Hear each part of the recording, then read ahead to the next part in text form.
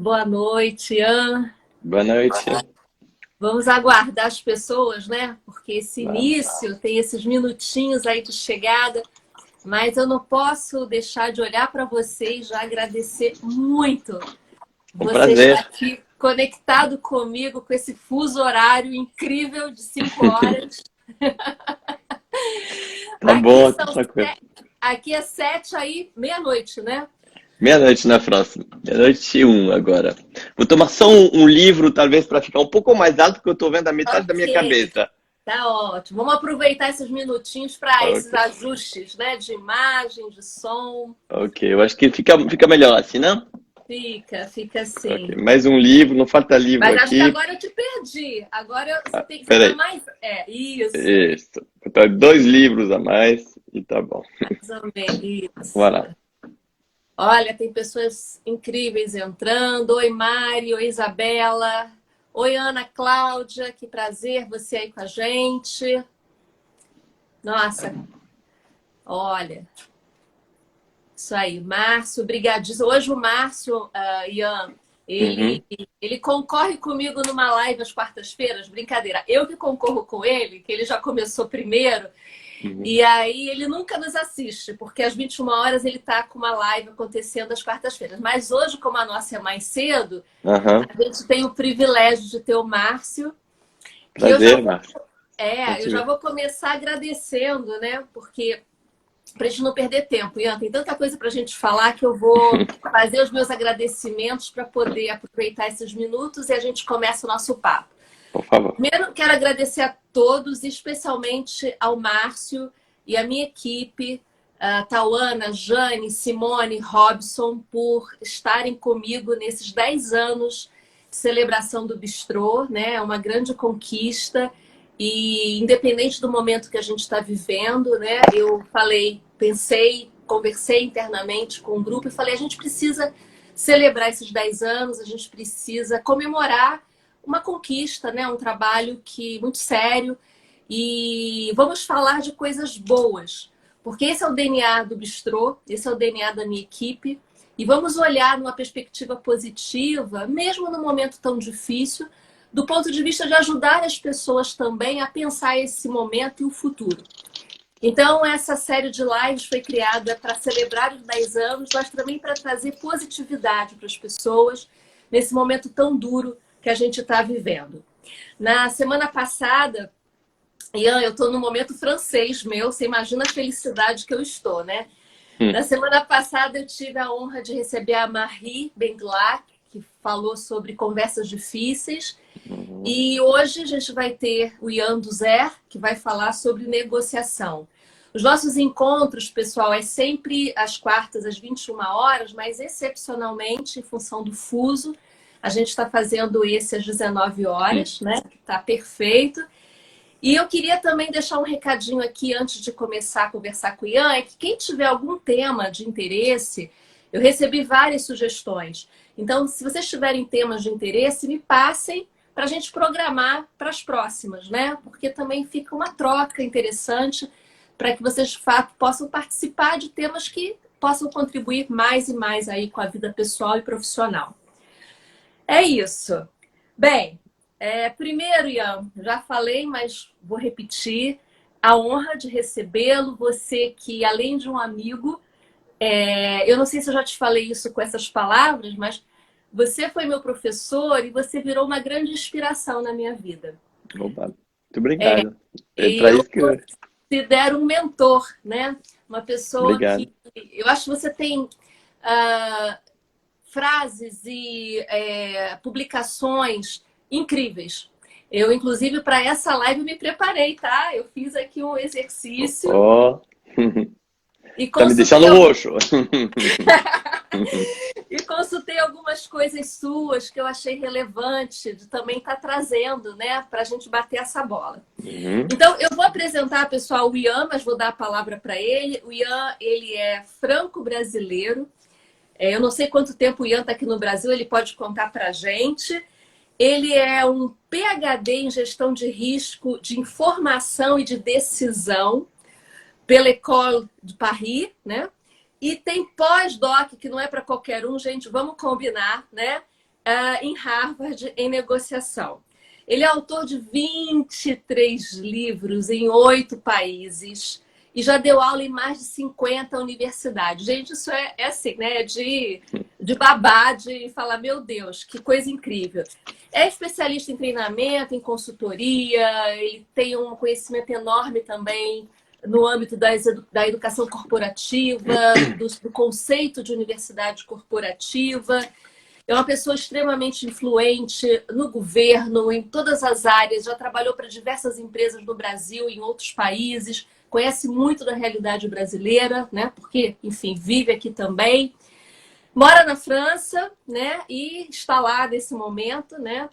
Ian, o que eu não falei de você? Por favor, complete. É uma honra. Talvez uma coisa que você chegou a falar que eu moro na França, eu não sei mais onde eu moro. Ainda mais numa época que eu fiquei no Brasil dando aula, cada 3 dias tomando um avião, às vezes acordava no meio da noite, indo no banheiro, sabia mais onde o banheiro caía batido na parede no meio da noite. Então, às vezes, eu me sinto mais cidadão do mundo, porém, minhas raízes são da França, minha família está aqui, meus pais. E tem outra família também na Ucrânia, minha esposa e filha, que estão lá, que eu vou encontrar em breve. E o Brasil, meu país da adopção, onde tem meus outros amigos e famílias queridos como você. E que é um país que eu amo muito, né, que você sabe, e que eu faço cada vez que eu vou no Brasil, é com sempre muito prazer. Quando eu estou decolando no aeroporto de Paris, eu vou com a flor no fuzil, feliz de vir no Brasil. Que delícia. É verdade. Você cada hora até fala, tá na China, tá na Ucrânia, tá na França, Pois é. tá, né? É até difícil te localizar, né? Porque o fato de você tá em... Isso mostra, enfim, o teu perfil e a contribuição que você está trazendo, não só no tema negociação, que é a sua grande área de expertise, mas sem dúvida também na parte de comportamento humano, que a gente vai falar também sobre isso, E, direto e e, indiretamente hoje. Isso, e sempre teve essa noção da importância de ser enraizado numa cultura, numa língua e também de se projetar na diversidade no mundo. E tem 2 mentores que me inspiraram, e todo mundo tem pessoas que nos inspiram. Um foi o Quincy Jones, que é um pouco a papa da música americana, afrodescendente, que fez We Are the World. Então, ele falou: Negotiate poderia ser o hino de We Are the World. E o outro é o Mark Mobius, que foi eleito #1 Global Money Manager. Ele tem 81 anos. E viajava investindo no Brasil, nessas grandes empresas brasileiras, viajava no jato dele 230 dias por ano, e se Nossa, aposentou com 80 de Templeton, um grande fundo de pensão, e logo criou uma boutique de investimento mundial com 81 agora. Então, teve 2 pessoas assim que eram americanos, alemão e cidadão do mundo, que eu acho que mais que nunca nessa geração quer cuidar do sim. planeta e não apenas do nosso bairro. Também no seu bairro e do planeta, não é o, é e.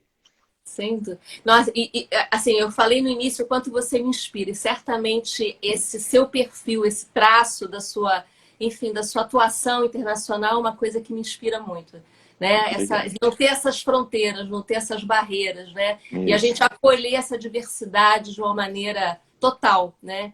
Então, isso. novamente, Uhum. muito obrigada. E eu vou começar porque tem tanta coisa que eu quero te ouvir, que o Vamos, tempo é curto, a gente tem 1 horinha só de live. perfeito. Primeiro, eu tenho feito, Ian, para todos os meus convidados, uma pergunta aberta que não tem nada a ver diretamente com o tema, que é assim, o que aconteceu, o que está acontecendo de positivo na sua vida nesse momento?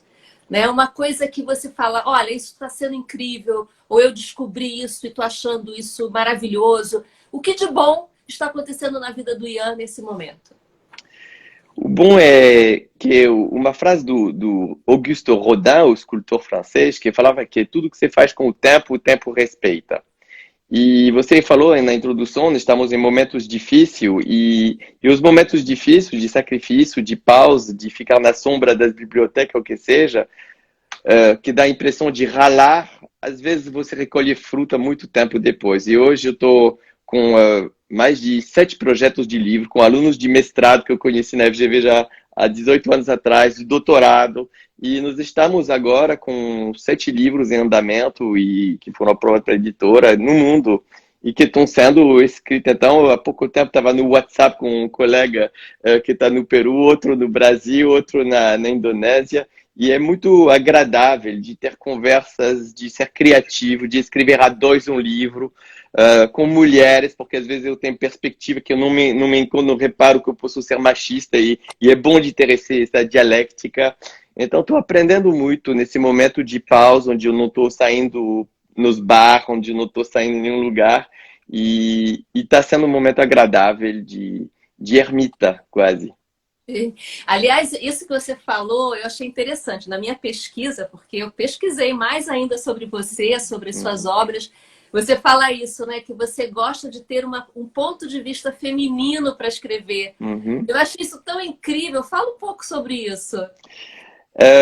Primeiro, quando eu cheguei no Brasil, eu tinha 23 anos, então já mais de 25 anos atrás, e eu recebi muitos escritores franceses que vinham falar a língua francesa, a cultura francesa, e o que me tocou, eu fiz um livro sobre Guerreiro Ramos, que foi um afrodescendente brasileiro que estudou, que foi professor nos Estados Unidos, na USC. Ele falava que não dá para fazer copiar, colar nos Estados Unidos, projetar coisas, porque aqui tem uma língua, uma raiz, uma história. Então, não projetar minha identidade, minha história, para replicar no Brasil. Então, meu primeiro objetivo não era de ser um universalista que vem dar a boa palavra de Harvard, ser um papagaio da França, de Harvard, e vir aqui.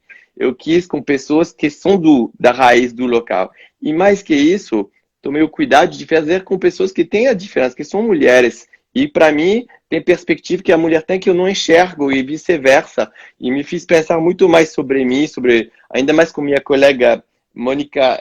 Então aqui temos o livro, não sei se vai ver aqui, vai parecer Por bizarro, né? favor, por favor. É Mônica Simoniato, temos o livro Negociação no Brasil e na Itália o mesmo livro Negoziazione.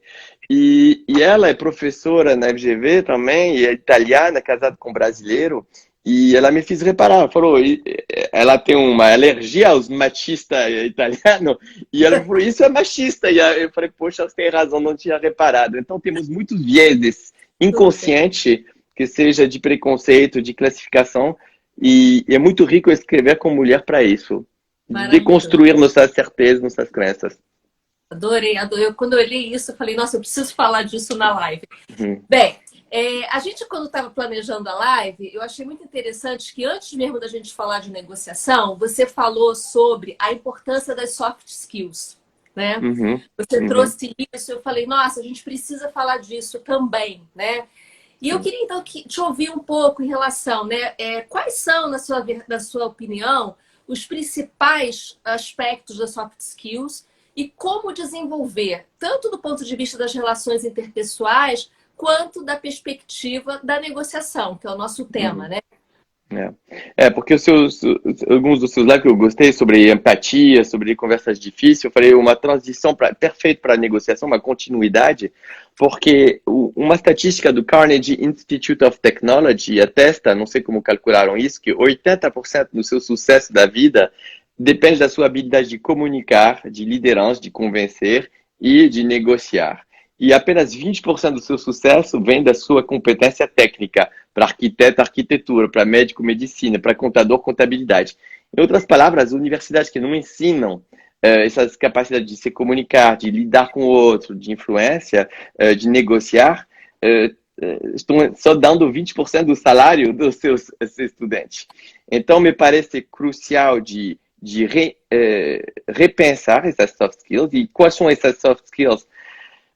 A palavra empatia é interessante, obviamente, todo mundo quer ter empatia, mas na prática, há pouco tempo, porque no seu cérebro se bloqueia se ele não reconhece uma coisa em comum com você. Então, se você, por exemplo, se eu acho que você gosta de muqueca, como eu gosto de muqueca, já tem uma conexão que vai fazer, vocês somos da tribo dos amadores de muqueca. Flamengo, Vasco, uma outra tribo. E no seu cérebro vai entrar numa certa luz verde e sentir o outro sente. Se eu não consigo achar bater o santo, se falamos de religião, é muito difícil para o cérebro ter empatia.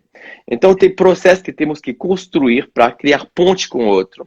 E mais que tudo, para mim, soft skills é agilidade de se adaptar, se adequar, ser imigrante em todos os países, é falar a língua do outro, entrar no mundo do outro, e sem renunciar a si próprio, porém, entrar no mundo do outro.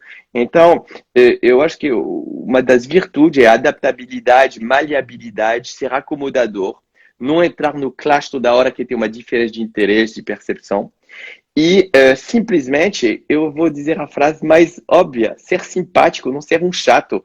Eu, numa reunião com pessoas chatas, a gente não quer, então um pouco de naturalidade, um pouco de humor, um pouco de autenticidade. Isso vai valer com as pessoas mais snob, com as mais humildes, criar essa autenticidade de, é gostoso falar com você, é agradável. Para mim, quando você me fala, vamos fazer um live à meia-noite na França, vai ser... Não, é um prazer conversar com você. Para mim, não é trabalho. E me parece que muita gente vai no trabalho com reunião desencantadora, com todo mundo com máscara de ferro, com um jeito chato de ser fiscal, de encrencar, de não saber discutir. E essa virtude, essa civilidade, eu acho que são as primeiras virtudes para mim de soft skills. Maravilhoso. Você fala uma coisa linda, você fala que habilidade, você fala assim, humor, carinho, respeito, o prazer de debater, a capacidade de mudar de ideia, sem se sentir humilhado ou incompetente. Assim é o novo jeito de ser dos executivos. Eu acho isso sensacional que você traz. Que é isso, né? É o que você está trazendo. É uma postura diante da vida das pessoas, de acolhimento, de troca, né? E a ciência vem comprovar isso. Eu tive a oportunidade de ser chamado para o membro editorial do MIT, Massachusetts Institute of Technology, onde eu fiz meu pós-doutorado junto com Harvard lá, e tem um review. E eu aprendi que uma pesquisa saiu mês passado na Nature, que atesta, e saiu também no artigo na Veja, eu vi recentemente, que quando você tem uma crença, é muito difícil tirar da sua cabeça. Você acha que, por exemplo, hidrocloroquina é bom, posso te dar muitas informações que comprovam que pode ser. Você não vai conseguir mudar de opinião. Então, como tomar a pessoa com suas crenças iniciais? Porque acaba a ser cabeça dura. E para um líder, não tem coisa pior que ter preconceito ou ideia fixa. E ver o fornecedor como inimigo, porque ele vem trazer uma informação que vai te deixar confuso ou não. Por exemplo, você quer construir uma plataforma de petróleo no Golfo do México, em um mês o fornecedor não pode quebrar, a cimentação não vai funcionar e pode explodir. E lá o chefe de explodir vai falar, nunca explodiu uma plataforma, nunca vai explodir, tem que ser um mês e não 2, e vai acontecer o que aconteceu no Golfo do México para British Petroleum, explodiu, morte na planta e 60 bilhões de custo. Então, essa agilidade, essa capacidade de prazer do debate, ver cada percepção diferente para uma oportunidade de verificar, revisar, atualizar sua crença, eu acho que é inteligência. Perfeito. Bem, nossa, incrível. Entrando um pouco já na nossa temática da negociação solidária, né, da negotiation, você já mostrou aqui o livro e eu recomendo a todos. Gente, eu tive a oportunidade de ler nessa semana, eu ainda não tinha lido, eu fui estudar para poder conversar com o Ian. Você fala sobre passos para o sucesso, você fala de algumas etapas, né, e alguns elementos fundamentais. Então, eu queria um pouco entender com você, não só de que maneira que essa questão dessa negociação diferenciada contribui para uma empresa, você usa o termo da empresa negociadora também, né? Então, eu queria ouvir um pouco esse contexto da empresa negociadora, desse novo modelo de negociação, que postura é essa, que passos são esses que a gente deveria adotar e que resultados a gente obtém com essa nova forma de negociar. Você trouxe uma coisa interessante que você fala, né? Isso eu já sabia. Você fala assim, que a gente passa 80% da nossa vida negociando, do nosso tempo negociando. O livro Negociação Total, que é legal. Não sei como calculou, mas para mim pode fazer sentido. Exato. E você fala que, na maioria das vezes, as pessoas encaram a negociação como um problema, né? E não como um desafio, né? E olha o outro não como um ser diferente, mas como um inimigo. Então, eu queria juntar tudo isso e queria te ouvir, né? O que é essa nova Sua pergunta é uma tese de doutorado em C, então eu vou tentar resumir em tempo. Em minutos. Bom, primeiro, problema, isso que eu tenho que desejar para todos que estão aqui nos ouvindo, porque é assim que você vai produzir serotonina, e a serotonina é o hormônio da felicidade. E a geração Y, Z estão querendo ver um sentido no que fazem. Eles não querem tomar uma empresa familiar que cuidava, sei lá, de roupas, de moda, eles querem verificar que essa roupa não vai poluir o meio ambiente, que não tem trabalho infantil. Eles querem uma responsabilidade social, um sentido. E quando você tem um problema e que você acha a solução como um cubo mágico, seu cérebro vai produzir serotonina. Então, temos que desejar desafios para superar, dureza, e porque a vitória vai ser ainda mais gostosa. Então, não temos que ver relação cada vez que tem um desafio, um problema. Temos que ver ele abraçar e aprender, ter a curiosidade e, às vezes, de debate acalorado, surge fumaça, surgem novas ideias, criatividade. É isso que é a dinâmica da fumaça e não da vida cristalina, mortífera, de rotina, da mesmice e do tédio.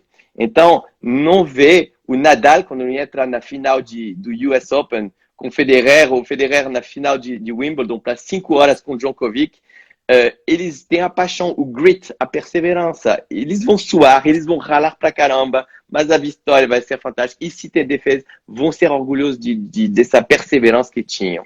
Então, primeiro, eu acho que é importante colocar na cabeça que a negociação é uma mentalidade que exige perseverança, abraçar os problemas, que existe também um estilo, e negotiation é um estilo, um jeito de ser, e todo mundo quer fazer ganho muitos, todo mundo quer ganha-ganha. Na prática, sobre 100 negociações, mais ou menos 30 fecham. Sobre essas 30, 20% são ganha-ganha. Quer dizer, sobre 100 negociações, 6 são ganha-ganha. Então, existe um problema entre a mentalidade, o estilo, o desejo de ser e a prática. Por quê? Porque as pessoas não têm a técnica. Então, você pode entender o tênis, você pode visualizar, mas se você não tem técnica, você não vai jogar bem. E é por isso que precisamos casar a mentalidade, o estilo com a técnica. E lá vem um processo de negociação que não é uma bagunça, que todo mundo vai no intuitivo na negociação, pensando sou bom de papo, eu conheço o cara, vou me virar. O Lawrence Susskind, com quem eu fiz meu pós-doutorado, foi um inventor do método de ganhos mútuos, com 4 etapas. Primeiro, ele estabeleceu um protocolo, um checklist de preparação. E muitas pessoas não preparam, não fazem inteligência. E, de fato, se você não prepara, como não treina, no tênis, você não vai Roland Garros assim, na flor do fuzil, desejando ganhar. Tem que estudar o teu oponente, tem que ver estratégia e tem que praticar, se treinar. E aí, dentro da preparação, tem um checklist de 10 elementos, que são os constituintes, os elementos que são universais a qualquer negociação. Você tem primeiro a análise do contexto. Análise do contexto macroeconômico, microeconômico, cultural, qual é o histórico entre essas duas pessoas, se bicam ou não se bicam, vão precisar de um mediador ou não, divórcio, negociação trabalhista, qual é a forma? Uma vez que você faz esse estudo do contexto, você é pronto para antecipar, antes de encontrar outro, quais são os seus interesses. Interesse financeiro, interesse em marketing, interesse de logística. E para cada um desses interesses, tem um terceiro elemento, que são as opções. Sobre o interesse financeiro, por exemplo, te pagar em 30 dias ou em 60 dias. São duas opções que atendem o elemento interesse. Tem o elemento poder. Qual é o seu poder? O que você faria se não fechar comigo? Tem outro fornecedor, outro cliente. Quais são as forças para te amarrar, constranger a comprar meu produto? Então, talvez um bônus, talvez 1 milhão de táticas de poder. Tem o elemento cognição, que chamamos percepção, comunicação. O que é um bom advogado para você? O que é um bom advogado para mim? Se não temos a mesma definição, vou te entregar talvez um parecer de 50 páginas, 200 páginas, maravilhoso daqui a 2 meses, quando você precisava um contrato de 2 páginas para amanhã, para contrato de aluguel. Para você, um bom advogado era um FedEx, para mim era o presidente do STF. Então, definir os termos, o que é risco para você, o que é risco para mim. Na plataforma de petróleo, não achava que tinha risco, você achava que tinha risco. E se não vejo o risco, não vejo o preço. Tem o elemento conformidade jurídica, o que a lei brasileira diz, o que a lei francesa diz, o que você interpreta da lei, o que eu interpreto, qual é a nossa margem de negociação da lei. Quais são os padrão do Covid, para você seguro no trabalho, para mim não é. Qual é o seu padrão do preço do petróleo? Eu acho que vale $100, agora ele vale nem 30 ou 40. Qual é o padrão? Padrão de comportamento. É possível vir com gravata ou sem gravata, é visto como inconveniente dizer você, ou tem que dizer o excelentíssimo senhor, doutor, que seja, formal, informal, os padrões culturais. Tem um outro elemento que é concessão. Eu vou te pagar em 30 dias, em troca você me faz um contrato de 2 anos, e as opções se tornam concessões recíprocas. E tem um elemento também que é fundamental, o relacionamento. Você é meu fornecedor, você é meu cliente, quais são suas diferentes identidades? E nossas identidades bate, não bate? Tem afinidade, não tem afinidade? Valor em comum ou não? Qual é a sua emoção, minha emoção?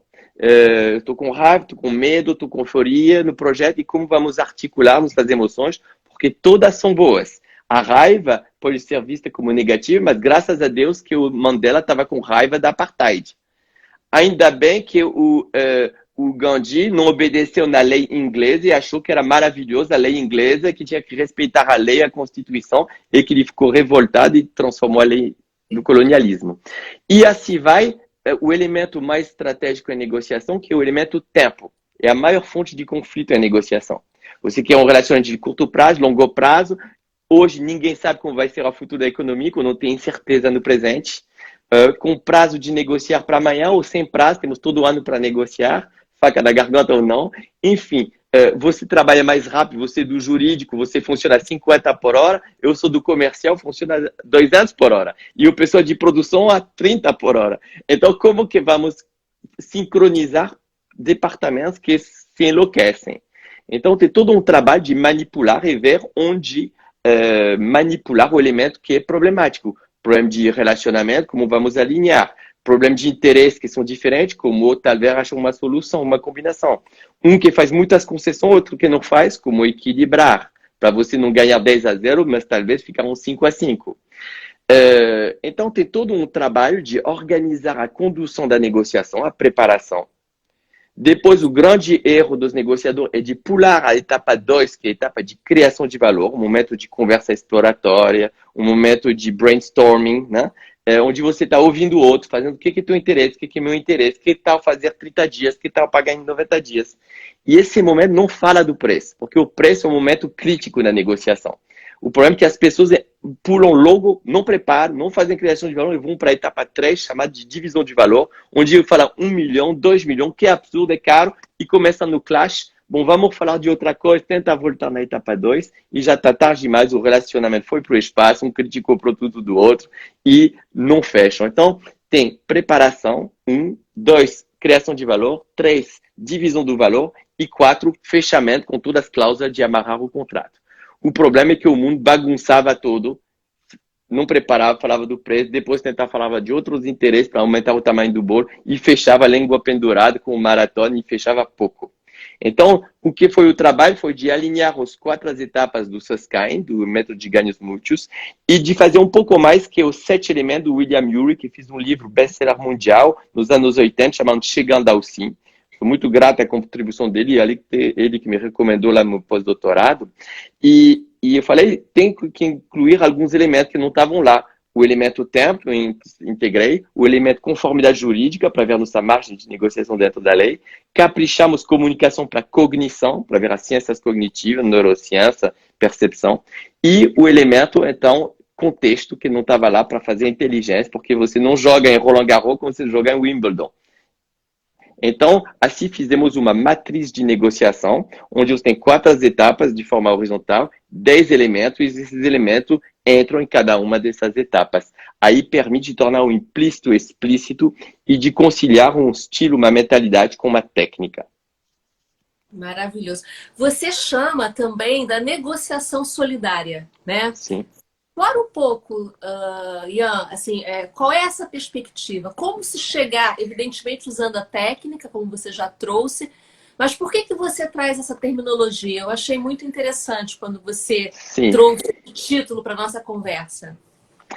Porque a negociação, o mundo da negociação nasceu já com a arte da guerra do Sun Tzu, onde ver o outro como emplacar, como neutralizar, ver o jogo como um jogo de xadrez.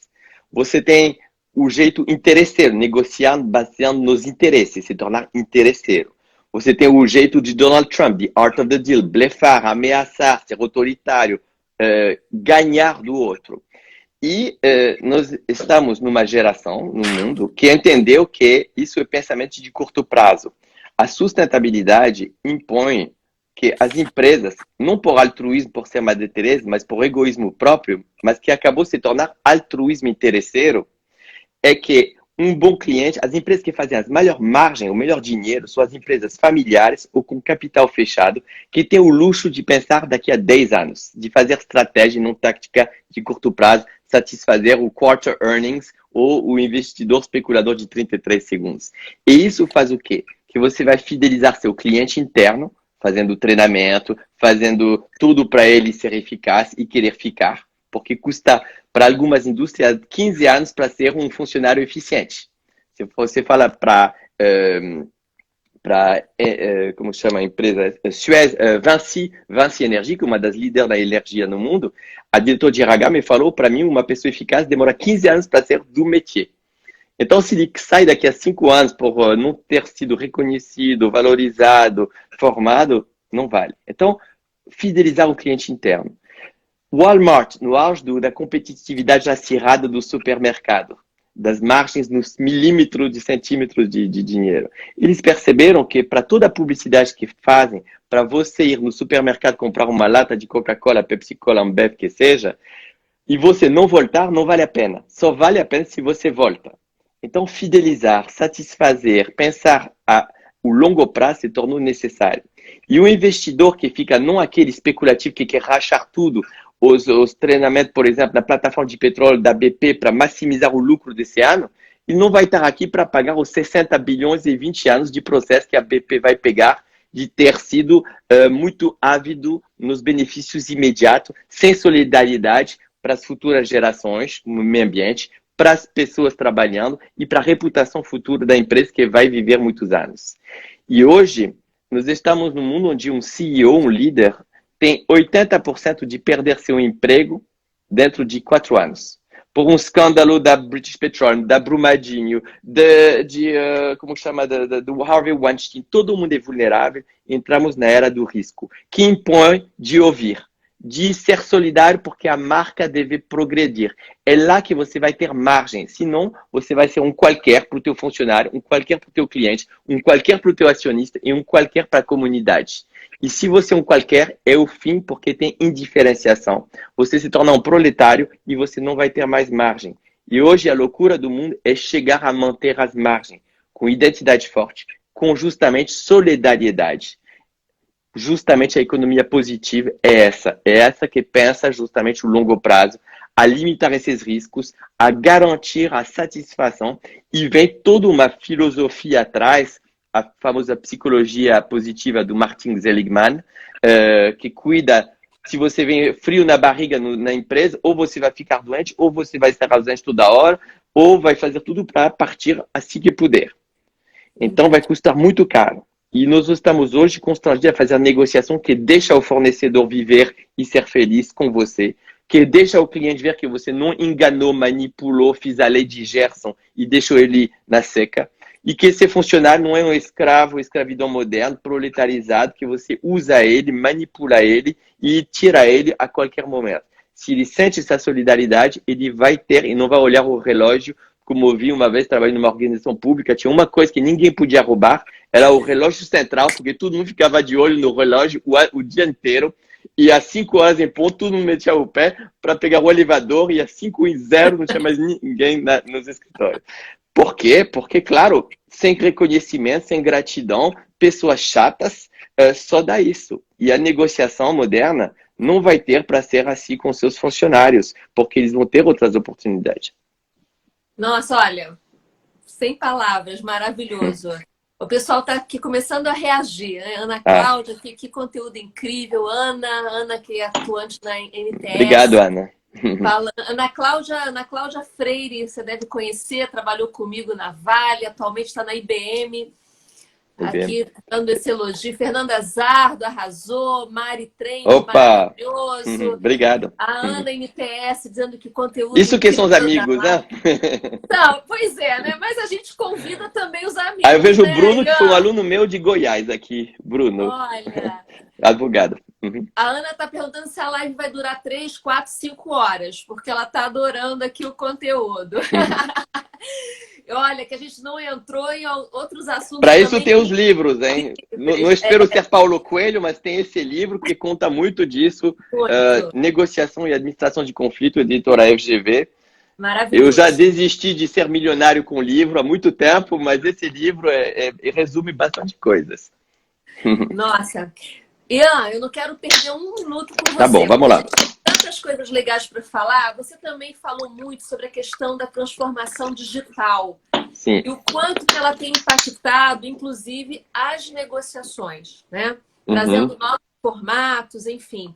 Fala um pouco sobre isso, que eu acho que mais do que nunca a gente está vivendo um momento tão diferente dessa relação com o mundo digital, né? Nós fomos forçados assim a adotar novos hábitos, novos processos. E eu queria te ouvir, porque você trouxe uma perspectiva muito interessante também desse processo. E como ser empático, como poder trabalhar com todos esses elementos que você já trouxe neste formato, né? Dessa forma de se comunicar e de se relacionar. Bom, isso é uma transição para a sua pergunta, que era como fazer uma empresa negociadora. Isso. E a transformação digital, para mim, é um pensamento que não é formar apenas um indivíduo negociador, mas já pensar de forma sistemática, em grupo. E as plataformas colaborativas de compartilhamento de experiências foram uma primeira realização que vem do livro, que não é meu, que é do Lawrence Susskind, publicado no Brasil, chamada Empresa Negociadora, Susskind e Almovius, que nossa experiência, que eu participei com eles, com HP, eles fizeram para o mundo, para o setor de suprimento da HP, e assim reduziram de 500 milhões em 2 anos o custo de suprimento na HP. E fizeram para a McDonald's também. E o que é a ideia? É de não pensar em treinamentinho de prateleiro para formar indivíduos soltos en passant de forma de broker, era de construir o que o fundador, quando eu recebi na FGV, o fundador do YouTube, o CFO da Yahoo e o fundador do MySpace. Encontraram com o presidente do Itaú, Roberto Elinho Marinho, e o Ike Batista quando as coisas iam bem. E era na época. E aí, esses três perguntaram para esses jovens como ter a mentalidade Silicon Valley. E a grande dificuldade era como quebrar os ovos para fazer omelete. Entre departamentos que são em silos, que não se bicam, como falei, produção que funciona rápido, que não fala bem com o suprimento, etc. E como fazer corpo, empresa, uma meta-identidade do que o departamento de, mas um conjunto. E desse desafio de ter uma coerência, veio um trabalho que foi esse com esse Susskind e outros. Nós juntamos pessoas do jurídico, do suprimento, da produção, com heterogeneidade, a aprender a negociar junto, através de uma linguagem coletiva. Que são esses elementos da negociação? Que são essas 4 etapas? Que permite de pular para o degrau final. Isso fizemos na Petrobras, se formei 700 com negotiation, 700 compradores estratégicos de EEP. A meta era de reduzir de 5% o suprimento no primeiro ano, sobre 30 bilhões e 17 mil fornecedores. O segundo ano foi 10% de redução de custo de suprimento. No meio da Lava Jato, no meio do escândalo, tudo, foi como na crise, de ralar e tirar isso. E o que foi o jogo? Uma vez que se cria uma unidade de linguagem, é criar comitê, plataformas de compartilhamento de experiências, mas sobre a base da linguagem.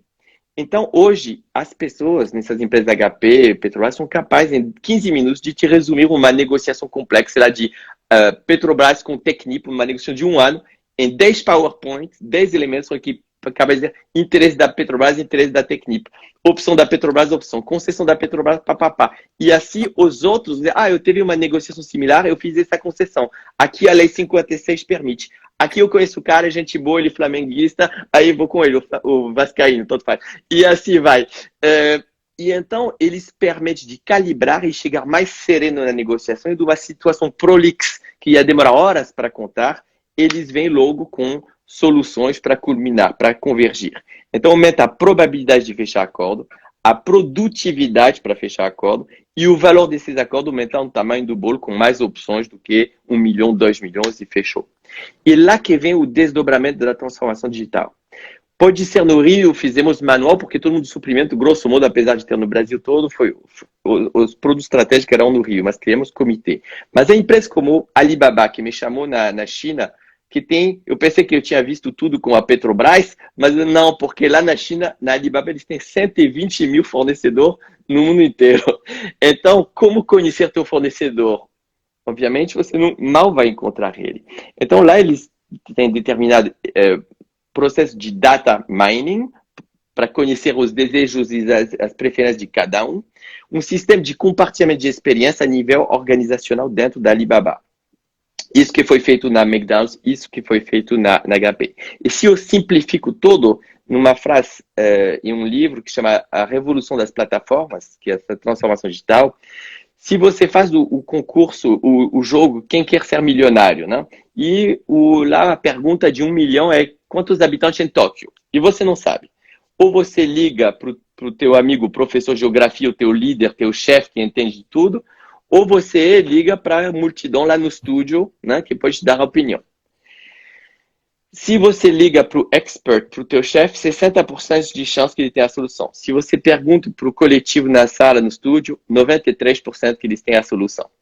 Então, se eu estou no Boticário, Natura, vendedor, que eu vendo para você um pote de creme, você abriu, quebrou, você quer um desconto de 10%, fala, o que é isso? Eu estou pensando em ligar para o meu chefe, mas se ele tem 1 milhão de vendedor de Natura, de Boticário como é, ele vai enlouquecer, vou receber a resposta daqui a um mês e 60% de chance que ele tenha a solução, porque talvez nunca vi esse pote de creme. Se eu posto no meu intranet, no meu Ring, que é uma plataforma colaborativa de compartilhamento de experiência, estou aqui com o interesse da Daisy esse, meu interesse é esse, a concessão que eu peço fazer é esse, ela quer 10%, eu quero 5%, a lei permite isso, o que eu faço? Eu mando todos os parâmetros como um cockpit de avião para os meus colegas. Eu vou ter 1 milhão de pessoas da Boticário Natura da vida que vai me responder. No Piauí, eu teve esse problema, dei um perfume de brinde, pedi desculpa, expliquei na frente como abrir o pote, na próxima vez faz isso. E esse colega que me deu essa solução, que demorou para ele talvez 6 meses para recolher, ele me dá de cara... Alô? Opa! Não sei se... Ok, eu apertei errado aqui, vou fazer um ok aqui. Esse colega, ele me dá a solução, ele me poupa 6 meses de conflito, ou ir na justiça, às vezes, muito tempo. E esse ano, no sistema do Ring, da plataforma digital, ele vai ter bônus como milhas por ter ajudado a empresa como um todo. Porque o RH, o diretor, quando as empresas falam, tem que ser solidário, tem que ajudar um outro. Eu falo para ele, parabéns, super discurso. Mas na hora X, quem vai para Miami como melhor vendedor do ano vai ser eu, e não o cara do Piauí que me deu todos os conselhos. E quando vai demitir alguém, obviamente vai ser ele e não eu. Então, na raiz, eles criam conflito de interesse, falam do papo, desculpa pela palavra, furado da solidariedade, e na prática você tem todo o interesse a ficar egoísta. E a empresa, obviamente, perde. E não tem reciprocidade de o que eu chamo altruísmo interesseiro. Porque próxima vez, provavelmente, esse camarada do Piauí, talvez de mim ou de outro, vai ter uma solução sobre um conflito e a produtividade para fechar, a probabilidade e valor do fechamento vai ser outro. Então, hoje, a transformação digital vem pensar de forma sistemática. As máquinas vão aprender de todos esses dados explícitos, esses elementos, com data learning, que vão ajudar muito o ser humano como suporte à tomada de decisão e poupar todo o judiciário de todos esses conflitos que iam tradicionalmente direto para 10 anos lá. Super. Olha, eu tenho 2 aqui. Tem uma pergunta e eu tenho um elogio. Tem uma pessoa que eu fixei, mas agora eu perdi. Por favor, se puder voltar, dizendo que você é um professor incrível, que é o professor mais bem avaliado da FGV, eu também acho. Né? Mais 1, 2 bem avaliado, vamos dizer assim. A competição... Ai, ai. E a Ana Cláudia, ela está fazendo uma pergunta. Pensando na educação básica, que tipo de experiências e vivências podem viabilizar o desenvolvimento de skills voltados à negociação solidária? As companhias do futuro serão fruto disso. Então, como a gente desenvolve essas competências, né? Na futura geração, né? Estou entendendo que é isso que a Ana está trazendo. Bom, talvez o trabalho que eu mais gostei, porque quando comecei na FGV, obviamente nós vamos nos mestrados, doutorado, vamos virar um pouco a elite do Brasil. E o Marco Dalpos, que foi o RH da Vale, que você talvez se lembra. Meu chefe, né? Pois é, ele me falou um dia, vocês estão cuidando de 10, 20% da Vale, vocês têm que cuidar dos 80%. E logo fomos trabalhar como fazer trabalho com... como chama, aprendizagem e também os trabalhos de técnico, né? Técnico. Porque todos esses conflitos entre o mestre de obra, o soldador, voltam e vai tudo lá para cima e entupir a direção que está no tático e não tem mais tempo para estratégia. E então o meu trabalho foi cada vez de cuidar de cima para baixo e não ficar lá no conforto de cima. E nós fizemos um belo trabalho para o aprendiz legal, com a Fundação Roberto Marinho, junto com a FGV, e é lá que tocou no seu coração, porque a gente estava com um jovem e realmente eu posso dizer que eu fui um pouco missionário, eu ia do fundo do quintal do Sebrae, do Delta da Parnaíba, do Piauí, até o final de Pelotas com o CIE, dando aula para esses jovens aprendizes, porque se não botarmos nosso esforço para eles entrar no mercado, realmente é direto para desemprego, direto para tráfico e o fim. E nós fizemos um pouco de trabalho na favela da Rocinha, em Campo Grande e outros lá. E o que era a ideia? Primeiro, fazer modelos comportamentais. E não ver o irmão que dá porrada como o herói da vez. Mostrar que talvez não é tão inteligente de cada vez que tem uma discórdia de entrar na violência. De mostrar modelos mentais. Nós fomos com Quincy Jones, que eu falei dele, com Afro Reggae, lá no Vigário Geral, recebido na época pelo Afro Reggae, também recebido com o AK-47 e jovens nos bocos de fumar e tudo, mas um recado forte, dizendo que, poxa, você tem o cara que achou todas essas estrelas, que tem 23 Grammy Awards, que mostra para vocês que ele foi comer rato com Ray Charles e que dá um jeito para levar na vida, com ética, com princípio, com relação e com aprendizado. E se você ama o que você faz, que seja como jardineiro, como seja como músico, professor, engenheiro, tanto faz, é o amor do que você faz. Então, primeira coisa, a meu ver, é dizer que com perseverança e disciplina, todo mundo pode conquistar uma coisa. Do fundo do quintal, consegue. Isso é um recado de empowerment, de poder subir. 2, desses soft skills, de mostrar modelos mentais de pessoas que têm civilidade, que são amadas pelas comunidades e que não são amadas pelo medo ou pela ameaça, pelo carisma. E 3, obviamente, ter uma base de técnica e fizemos um pouco de entendimento o que é o teu interesse, o que é o interesse deles, etc. E meus colegas de MIT, de Harvard, o MIT Harvard Public Dispute Program, com o Consensus Building Institute, fizeram um trabalho com as Nações Unidas em escolas hiper complicadas dos Estados Unidos, das mais violentas, que chama um projeto chamado Workable Peace.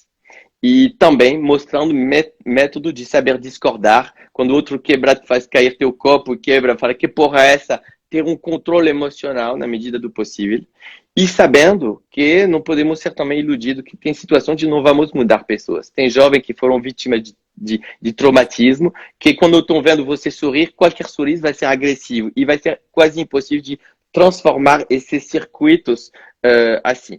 Quando eu dei aula na prisão durante um ano na França, foi minha primeira turma, aliás, foi uma turma, primeiro de pequenos dealers, como eu me dava bem com eles, me botaram em uma turma pesada que era de mulher.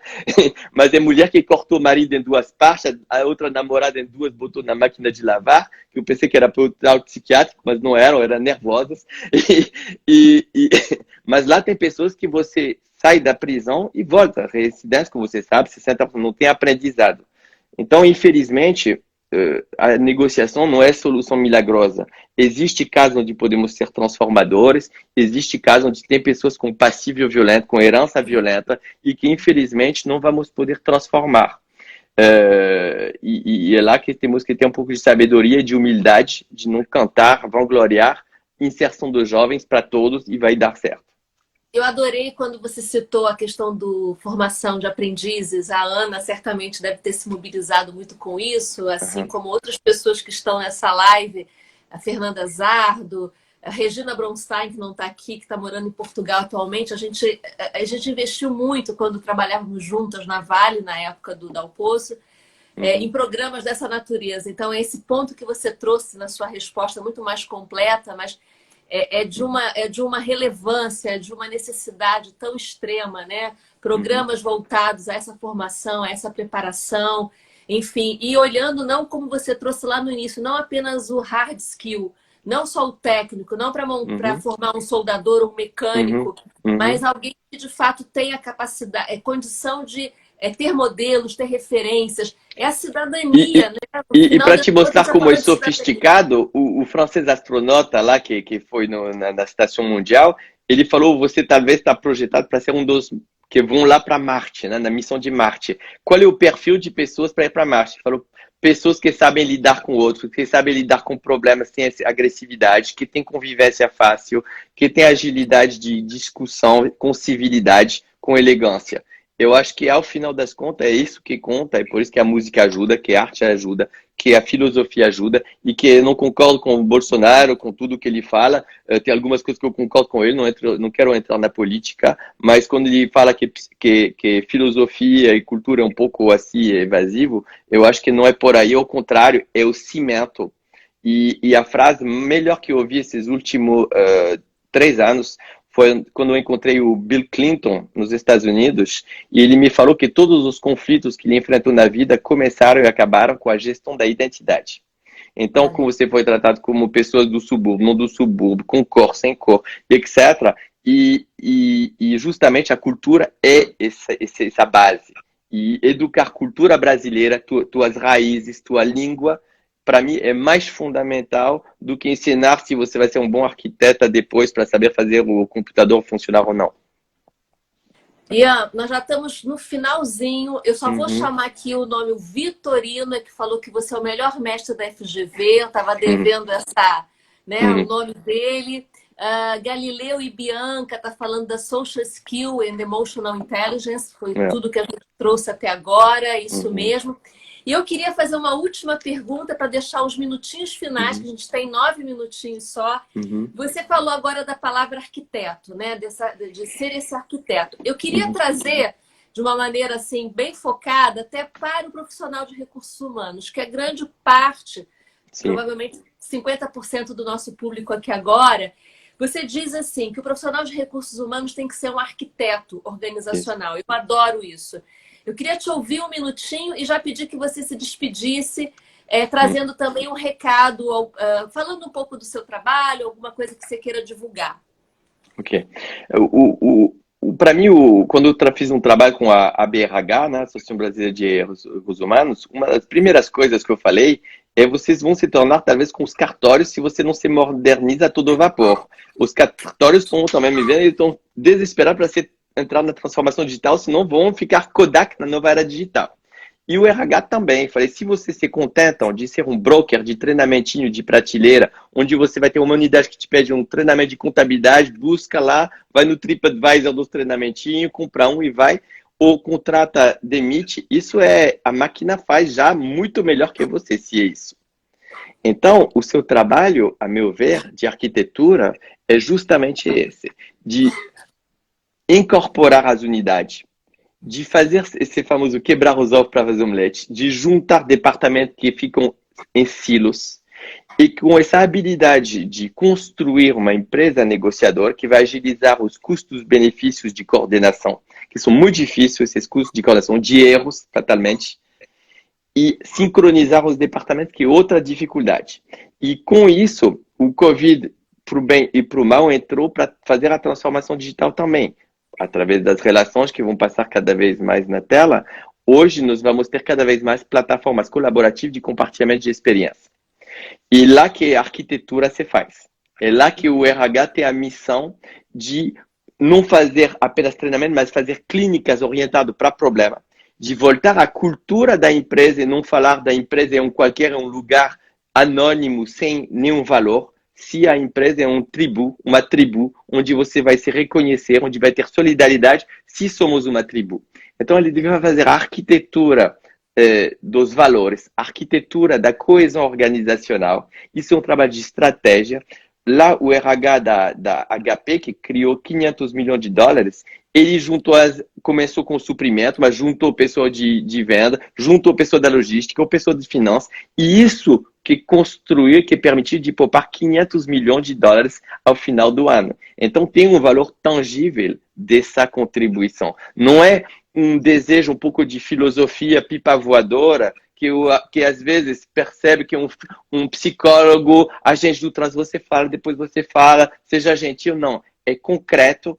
E lá tem uma pessoa da agência da Associação Mundial que você conhece, a Nike, né? Renault, que é uma referência. Que é a referência mundial das universidades corporativas. Ela conta isso. Ela conta que realmente hoje isso que é o presente e futuro. O resto é para morrer como dinossauros, como a câmera com filme. Perfeito, maravilhoso. E, Olha, e como eu para disse, concluir, por era isso. favor, por Para favor. concluir, é dizer que abraçar nesse momento difícil que você falou na introdução, esses problemas, essas dificuldades, essas ansiedades, é um momento de parar, de refletir, de pensar o que você ama fazer na vida, o que você não ama. Se você é um advogado criminalista, talvez você tenha paixão para trabalhista, porque, sei lá, seu pai foi desempregado e você bate o peito para defender o trabalhador. Faz o que te dá fé e prazer, porque você não vai ver estresse, você vai ver paixão, você não vai contar as horas. Então, é a hora de você meditar, parar, é isso mesmo, e com muita perseverança, disciplina, amor do que se faz, você, como progredir no golfe, no tênis, você vai naturalmente chegar a um nível profissional em onde que você quer. Então, é reencantar teu trabalho, reencantar teus 80% do tempo, não trabalhar com pessoas chatas ou pessoas com austeridade, às vezes, têm bom julgamento e não desvalorizar, não estou falando de bom humor, mas de pessoas que vão te acrescentar, que vão te fazer sentir que você está elevando o seu nível. E se você está com pessoas que te criam apenas rebaixar, inibir, não progredir, ética pobre, é a hora de mudar e o mundo é cheio de oportunidade. Mestre! Hum. Nossa, foi assim incrível, Rian. Muito melhor do que eu tinha planejado, pensado. É uma Obrigado, delícia obrigado. te ouvir, é um Mas é porque temos aprendizado. uma boa conexão, então as Temos. Você nossas sabe, conversas elevam. sem dúvida, e acho que assim, as pessoas aqui também participaram. Galileu agora dizendo que a diferença, falou do RH, a diferença do departamento de pessoal com a gestão estratégica. Ana falando de gestão do conhecimento, enfim, valores, cultura, Uhum, propósito, que é o que você está trazendo. Quanto mais a sim. gente se aproxima disso, melhores decisões a gente toma, certamente, né? Uhum, E sensacional, quando vai ter outra? uhum. Estamos aqui cheio. Bem, eu quero, gente, finalizar. Ian, sou muito grata. Eu, grato pelo convite. Sabe o carinho que eu tenho por você, a admiração que eu tenho pelo seu trabalho, a Recíproca. gratidão pela troca e pela atenção que você sempre me deu todos os momentos e tudo que eu pude aprender com você em sala de aula e muito mais fora de sala de aula. Muito Então, obrigado mesmo. muito Recíproca. grata. E eu queria só fazer uma chamada aqui, gente, antes que a gente seja derrubado, né? Dizer Uhum. que semana que vem a gente volta para o horário das 21 horas, horário, né? Não vai ter fuso. O meu mês da França terminou hoje. Quem sabe a gente volta, tanto com a Marie quanto com o Ian ou com outros Isso. convidados. E semana que vem, às 9 horas, a gente vai ter a Daniele Arraes, né? Muitas pessoas a conhecem também como Daniele Dantas. E a Dani, atualmente, ela está como vice-presidente de RH da América do Sul e Central da Puratos. E a Dani tem uma experiência vastíssima, né, em projetos, iniciativas de atração, de desenvolvimento, gestão de talentos, engajamento, enfim. Uma pessoa incrível. E já atendendo a um dos pedidos que foi feito no início, a gente recebeu uma solicitação que falássemos de planejamento de carreira. Uhum. Então, a Dani escolheu esse tema comigo e ela vai falar sobre mitos e verdades sobre carreira. A gente Perfeita fechou, transição com minha conclusão. não é? Eu achei Perfeito. também. As coisas estão assim, o universo também conspira, né? Quando a Pois gente é. tem pessoas que estão na Você é a mesma onda. maestro que faz tocar a música entre os cantores. Está perfeito. Então é isso, a gente vai estar então, às 21 horas com a Dani Arraes, que eu já agradeço muito ter aceito o meu convite. Pessoal aqui, ó, aprendendo sempre com o professor Ian. E é isso, muito bom ouvir o professor Ian, gratidão a ele sempre, Vitorino, seu fã. E, gente, eu vou me despedir. Ian, fique com Deus. Tudo de Você bom para também. você. Todos E aí. eu E quero, disciplina de otimismo para todo mundo que está assistindo aqui, por não favor. é? E a gente vai ter a nossa live à parte, que a gente tem muito para conversar. Com certeza. Vamos. E a todos uma boa noite e tudo de bom. Se cuidem, saúde, fiquem em casa se puder.